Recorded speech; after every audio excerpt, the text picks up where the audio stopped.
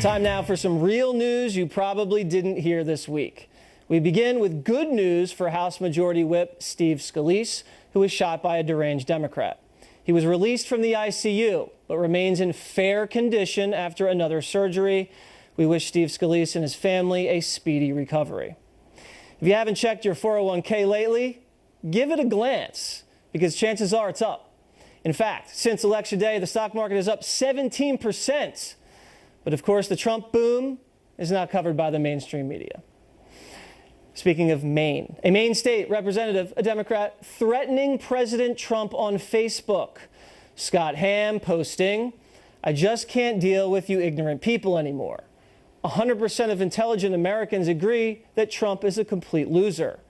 But go back to clinging to your guns because you are afraid. Bleep, bleep, bleep.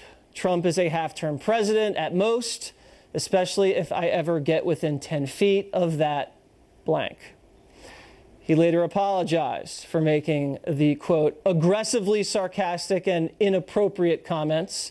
The Secret Service is aware of the posting, though, and has launched an investigation. Shia LaBeouf in hot water again, this time going on a racist rant against the African-American cop who arrested him for public drunkenness, obstruction, and disorderly conduct. Listen. Because he's a black man. That don't mean he's going to hell. It means a whole lot, bro. You dumbass. Wow. Shia apologized, saying he's been struggling with addiction for a long time. Good luck. A painting of Jesus was left hanging in front of a mosque in New York, but get this, police are investigating it as a hate crime. Yes, a picture of Jesus is a hate crime. Even the mosque leaders are not offended by the imagery of Jesus Christ and have said this is a teaching moment between Muslims and Christians. Only in New York. And a startup company in China, which allows people to pay a deposit and rent an umbrella, just announced that they have lost nearly all of their 300,000 umbrellas in just the first few weeks of operation. They're planning to put GPS trackers on the next batch of umbrellas to keep a better eye on them. Aren't the GPS trackers worth more than the umbrellas themselves? Communism, ladies and gentlemen. And now, some fake news. A photograph of President Trump listening to President Putin has gone viral. The problem is the photo's fake. Putin wasn't even present and was photoshopped into the photo. Here is the real photo from the Associated Press. As you can see, President Putin was nowhere in sight. Still, the fake photo was viewed by hundreds of thousands of people. Now, Kid Rock has announced he is going to run for Senate in Michigan. Rock created a website and made his announcement, but critics claimed he was just promoting his album because he still hasn't filed his federal election paperwork. Kid said the following on his website. "Once again, the press is wrong. First of all, I've got 15 days from my announcement to file paperwork with the FEC. Second, I'm not signed to Warner Brothers, which, simple fact, checking would have revealed. Like politicians write books during their campaigns, I'm planning on putting out music during mine. It's not a hoax. It's a strategy and marketing 101. If Trump can be president, surely Kid Rock can be senator." And last week, Ivanka Trump sat in briefly for president and held his seat at one of the G20 meetings. Well, not only did people get mad at Ivanka holding the president's seat, but some claimed her dress was too girly. Take a look at what so-called feminist said about Ivanka. I don't mean to sound sexist. It can be dangerous to comment on what women wear.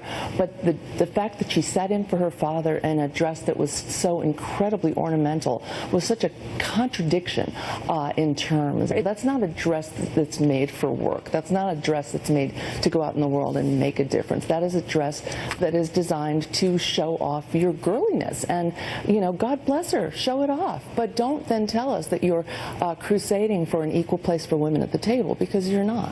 So are you only allowed to be a feminist if you are a liberal? And can feminists even wear pink? Joining me now to discuss is Katie Pavlich, editor of townhall.com and author of Assault and Flattery, and Jeannie Zaino, political science professor at Iona College. So, Katie, when you start a sentence with, "I don't mean to sound sexist," usually what follows that is not so good. I mean, the Joan Walsh interview, there was so much to unpack there in terms of her, Joan Walsh, contradicting herself on what she thought Ivanka Trump should do. Not only was her saying and making comments about how girly Ivanka's dress was, inappropriate and sexist according to feminist terms, but one thing that hasn't been picked up is that Joan Walsh called for Rex Tillerson and H.R. McMaster to resign, to quit their positions because they, as men, didn't sit in for Ivanka, a woman, instead. Well, I'll be waiting for those resignation letters any day now. Jeannie, what's wrong with wearing pink if you're a feminist? Is that not cool? I don't think there's personally anything wrong with wearing pink, and I don't support what Joan Walsh said. But if you do talk to liberals and Democrats and people who are self-defined feminists, which Ivanka Trump has not defined herself as, they talk about the policy issues, and the policy issues are clear. She has made some inroads on the issues like paid maternity leave. Yeah. But when it comes to many other issues, this is an administration that is anti-feminist. And of course, let me just say, you define feminism differently if you're Republican versus Democrat. Who in their right mind that's a Democrat is going to expect to support Ivanka Trump? She is part of the administration that is anti-Democrat. So I don't know. I think Ivanka is considered more of a moderating influence on her father and has been pretty successful on women's issues when it comes to entrepreneurship and human trafficking. Wouldn't you agree, Katie?